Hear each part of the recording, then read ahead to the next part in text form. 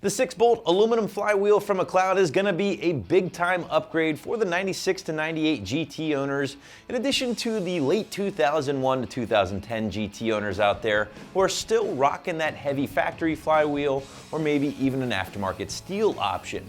Now that's because switching to an aluminum flywheel will shed a big chunk of weight from your rotational mass, which in turn will help the car feel a little bit more responsive and pull through those revs a little bit quicker. Your only drawback to making the switch to a lighter option is a slight hit to your drivability and maybe a little bit of clutch chatter depending on the kit you go with. Price point for the highly rated SFI certified option will be just south of $400, and the install will of course involve dropping that transmission, so pump this one up to a 3 out of 3 wrenches on the difficulty meter, with a full detailed walkthrough coming later in the video. Now the debate between using a heavier option versus a lighter option in regards to your flywheel is not necessarily a new one, but the general rule of thumb is this: a heavier flywheel will be beneficial in 2 big ways: to get a big heavy car moving off the line, in addition to making the car a little bit more driver friendly and easier to drive in stop and go traffic. The lighter aluminum option, in my opinion, will shine everywhere else because, let's face it, less rotating mass is usually a benefit when we're talking performance, and that will certainly be the case here when we're talking about the aluminum flywheel from McLeod. But let's dive a little deeper into the McLeod here from a construction standpoint. Again, you are looking at their aluminum option CNC machine 6061 T6 to be exact. Now, one thing I do dig about McLeod is that they give you guys a lot of options when shopping for your clutch or flywheel products. For instance, in the flywheel category, they're going to give you a nodular iron version, a lightweight steel version, a aluminum option like we're talking about here, and finally a chromoly option, all with varying weight from option to option. So you have a lot of choices with flywheels, but also your clutches as well. Now McLeod is actually going to recommend their aluminum flywheel that we have here for supercharged or turbocharged applications, or cars that, in their words, will achieve rapid RPM levels, which, let's face it, could be just about anybody. Now this flywheel, again, has been SFI certified, which is important as it will make it legal for sanctioned bodies of racing or different racing organizations. Now, a few other important things to point out here with the McLeod: it does feature the 164 tooth ring gear. It has been zero balance, meaning there's no need for additional counterweights or anything like that. And it has been designed to fit your 6-bolt car. Just a quick heads up here, guys, if you do have an 8-bolt car instead, McLeod will offer you an identical version of this that you can also find here on the site. But how do you know if you have a 6-bolt main or an 8-bolt main? Well, a quick and easy way to find out is to check that VIN. Now, your 8th character or letter in your VIN will actually tell you if you have a 6 or 8-bolt car. Now, if you have a W in this 8th position, then you have a Romeo block and therefore a 6-bolt crank, meaning this is going to be the flywheel for you. However, if you have an X in that 8th position of your VIN, then you have a Windsor block and corresponding 8-bolt flywheel, meaning this will not work for you. Now, before we touch on the install, it is worth mentioning that McLeod strongly recommends pairing up their aluminum flywheel with one of their many different clutch kits available here on the site in order to guarantee fitment and proper operation. So that is something to keep in mind when shopping for a new clutch as well. As for that install, well, again, the trans does need to get dropped, in addition to a few other parts as well to gain access to this area. So because of that, we'll knock it up to a 3 out of 3 wrenches on the difficulty meter. A clutch isn't the hardest job in the world, but if you're not in the garage all the time, it might be a little intimidating for you. Either way, to give you a better idea of what's involved with this job, here is a detailed walkthrough in addition to a tool breakdown. We're going to start off up top here at the battery. Since we're removing the starter, it's a great idea to disconnect your positive and negative battery cable. Got an 8mm socket on my ratchet here.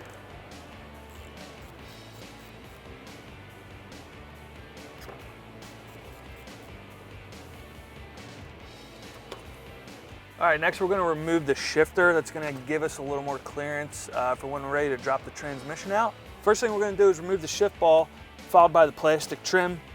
Once we get that up, there's going to be 4 bolts to remove the shifter.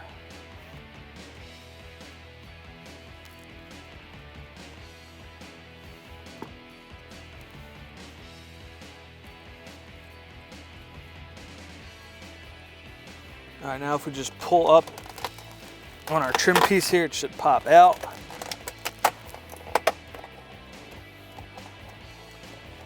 And we'll have to remove our 12-volt cigarette lighter wire right here.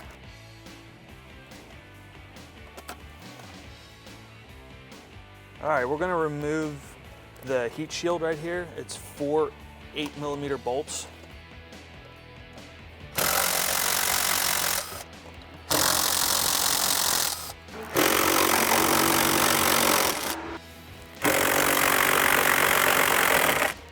All right, now we can pull our heat shield out.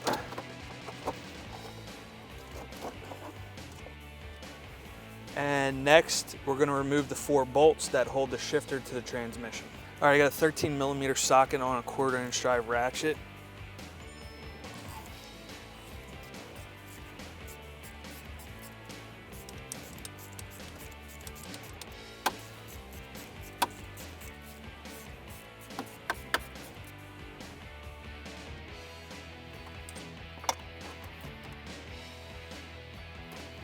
All right, now we're ready to pull our shifter out.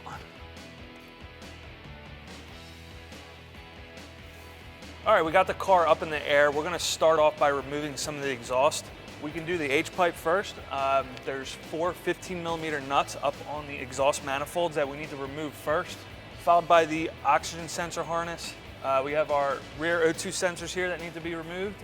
And last but not least, the rear H-pipe to muffler bolts.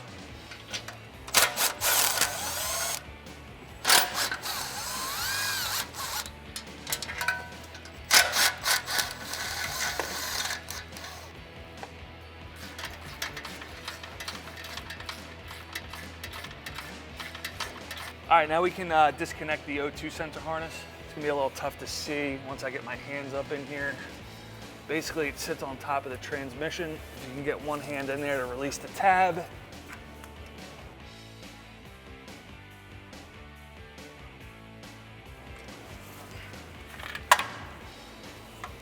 All right, we can now unclip our rear O2 sensors.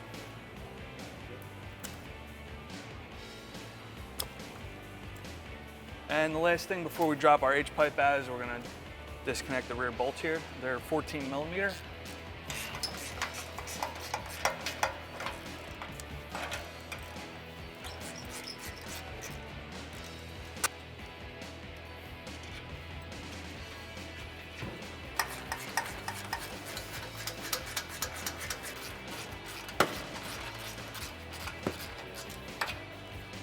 We're now ready to pull our stock H-pipe out.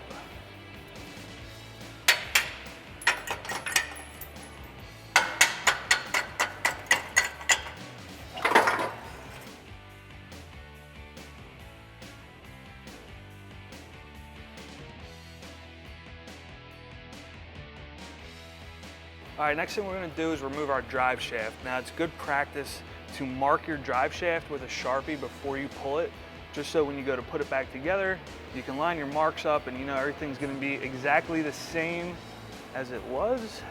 And these bolts, we have 4 of them. They're 12mm.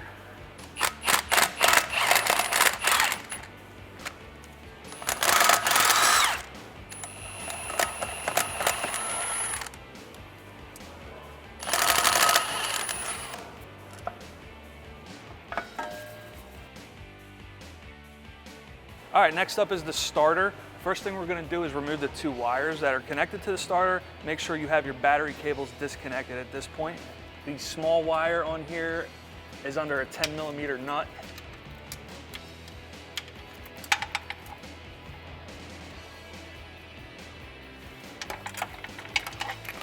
All right, next there's 3 bolts that hold the starter in place. They are 13mm.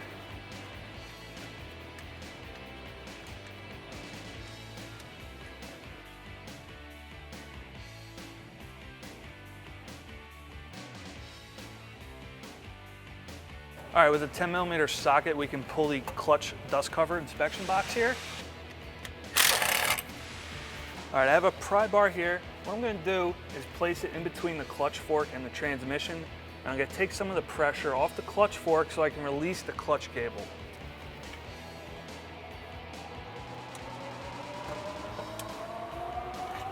And in order to get our clutch cable out of the transmission, we need to pull this little C-clip right here. Just take a pair of pliers and pull it out.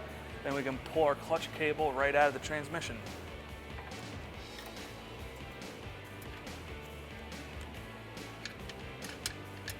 The last thing we're going to do before we pull the transmission is disconnect all the wires that are attached to it. There's a transmission harness that comes down from the top here. There's a couple plugs we need to pull. I'm going to start back here.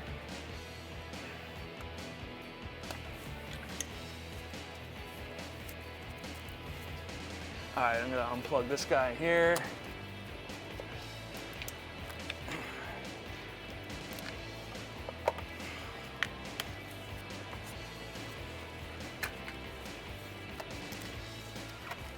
And we'll put this harness aside and we can start to unbolt the transmission at this point. We got a pull jack in place here on the tail end of the trans. Next thing we're going to do is remove the trans cross member. It's a 13mm socket. There's 4 bolts, 2 on each side.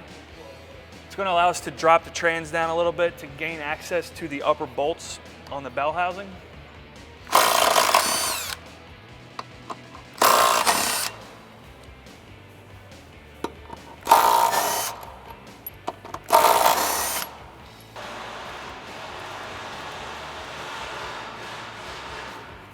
All right, so I realized that we need to remove this cross brace here. With this out, it's gonna let us drop the trans a little bit more so we have more room up top to get to the upper bolts.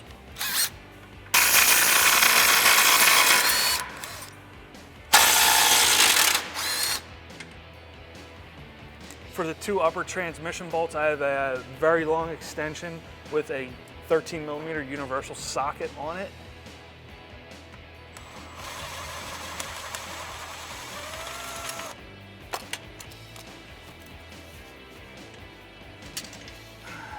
All right, we got the 2 upper transmission bolts out. I have brought in my transmission jack and I've strapped the transmission to the jack. If you guys don't have one of these, you can use a floor jack or a pole jack. We have 3 bolts left on this side of the trans and 2 bolts left on the right side of the trans. After that, we're ready to pull this thing right out of here.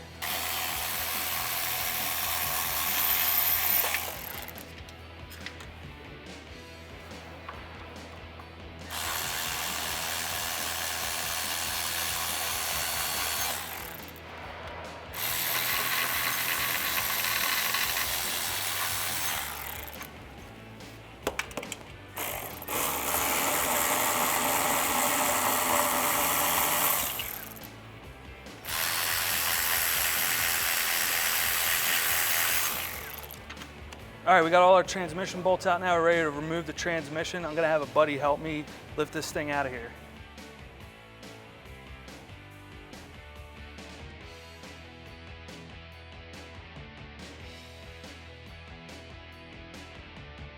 All right, now that we got the trans out, we can remove the stock clutch.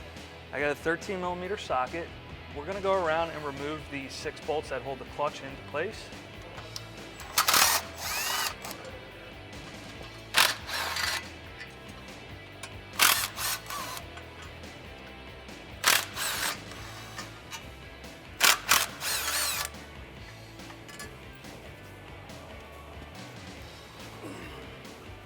All right, we're now ready to remove the stock flywheel.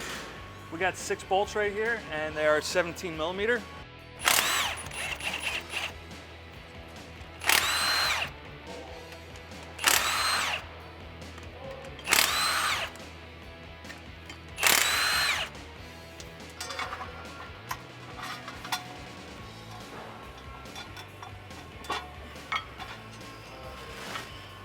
We're now ready to install our flywheel. And keep in mind that these only bolt up one way. You have to make sure the bolt holes are lined up perfectly with the crankshaft bolts.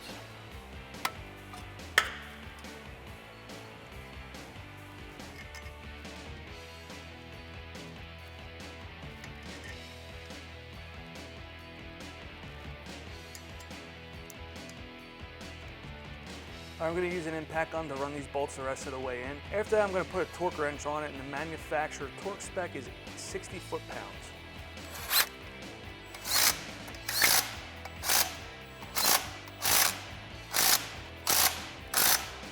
To help me tighten these up with the torque wrench, I put a socket and a ratchet on the crank pulley so that the engine doesn't turn over when I start to crank it down.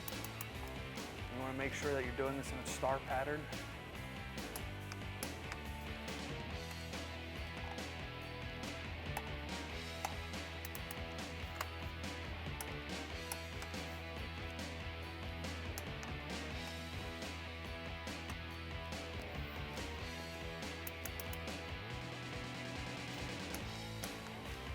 All right, now that we got the flywheel in place, we're ready to start installing our new clutch. First thing we're gonna do is put the disc up in place. All right, we're gonna throw our new clutch in place. We have our alignment pin here that Exit E supplies us.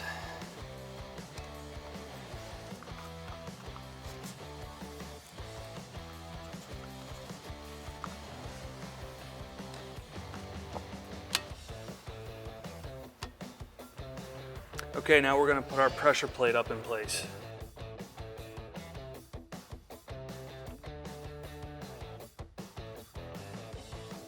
Once you've got your dowel pins lined up, you can start throwing some bolts in place.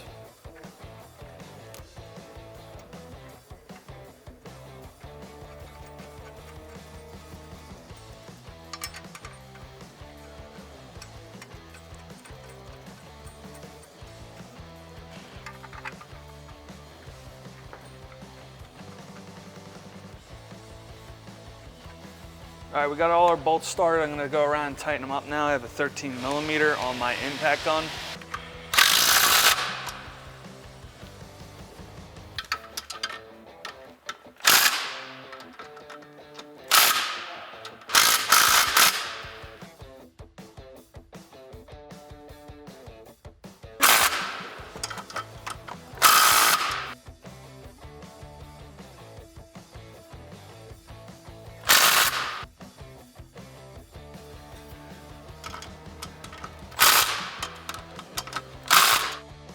We have our transmission on the transmission jack and we're ready to throw the trans up back into place.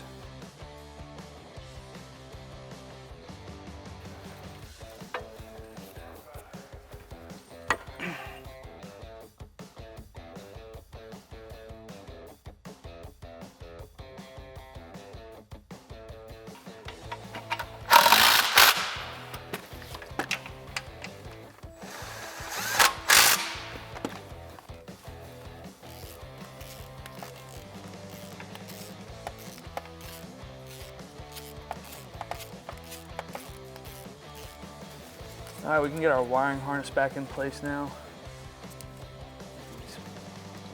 Push pins back in the holes in the transmission. And we'll plug this sensor back in. And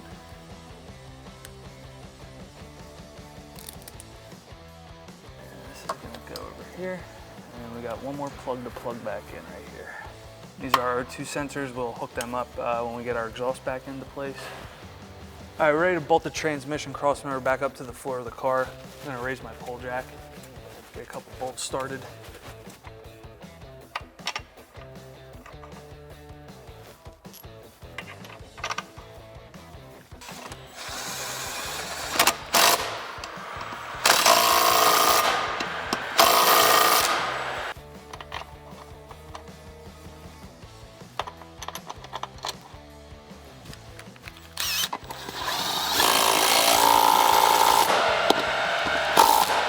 We're now going to put our clutch cable back onto the clutch fork in the transmission.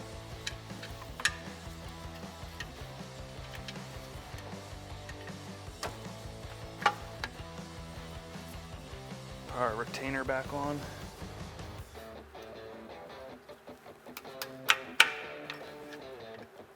All right, we're going to need a pry bar to get the shift fork.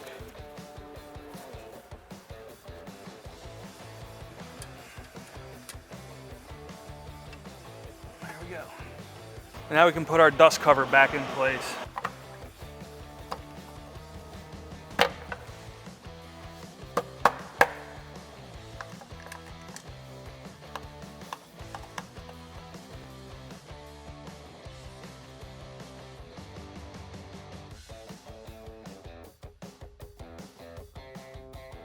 We're now going to put our starter back into place.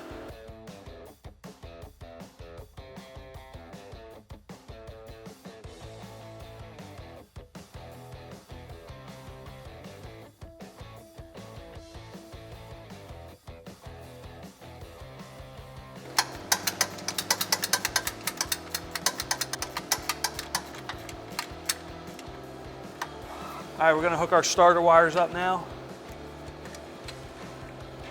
This is a 13mm nut.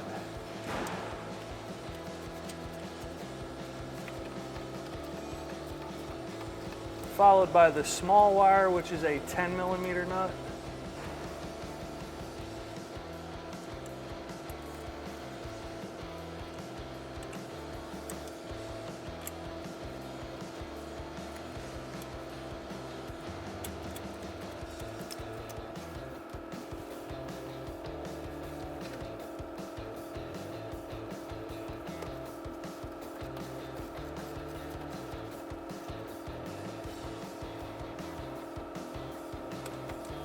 All right, up next is the drive shaft. We'll be putting this back into place.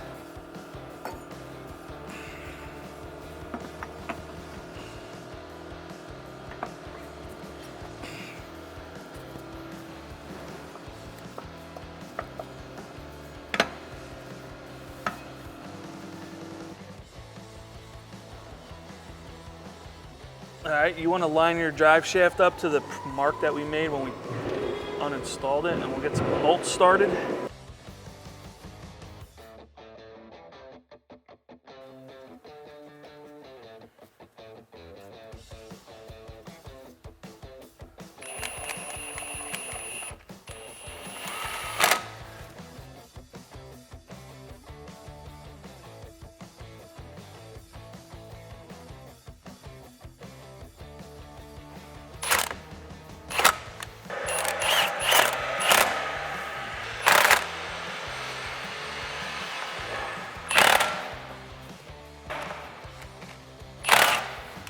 We are now ready to reinstall our H-pipe. We're going to put it up in place, get a couple bolts on it, and we'll tighten it all down.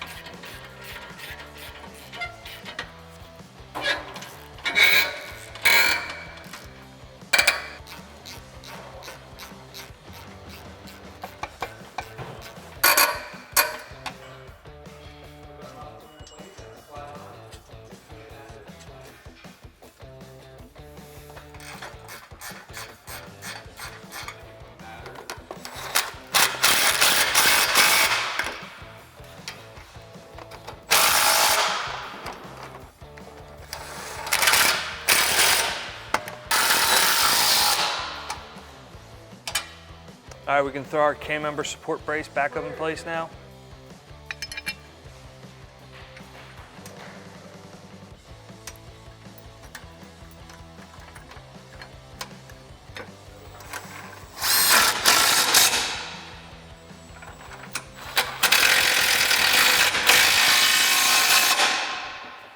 All right, we can plug our rear O2 sensors back in now.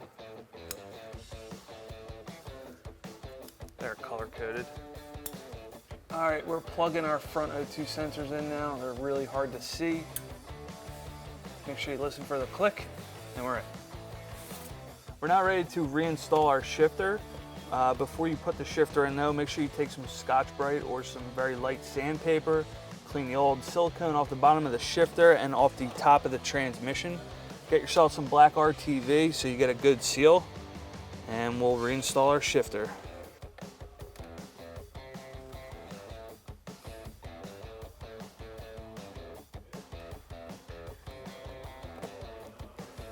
Yep, now we can drop our shifter into place.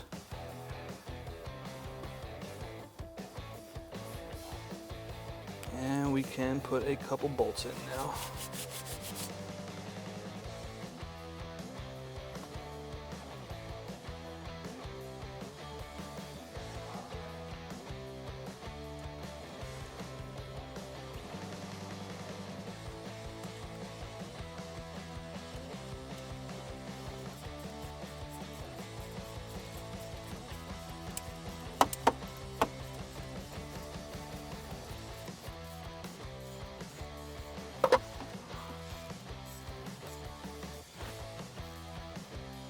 All right, we can throw our sound deadening plate back in.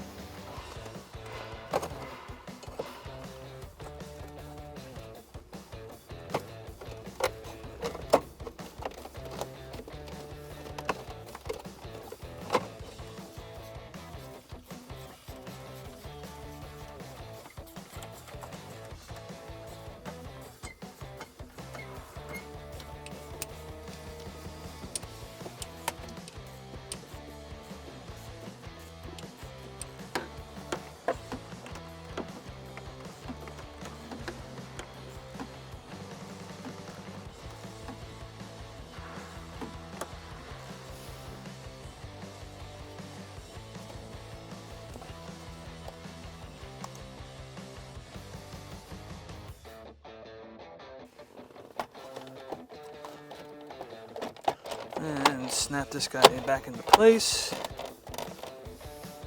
And last but not least, we'll put our shift knob back on.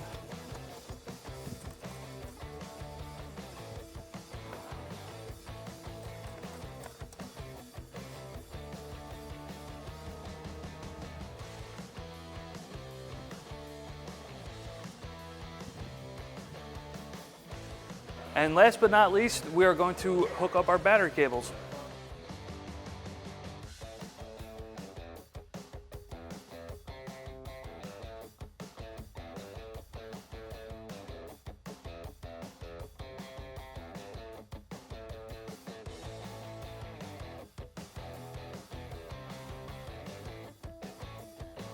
That's going to wrap up our review and install. Be sure to check out more at AmericanMuscle.com.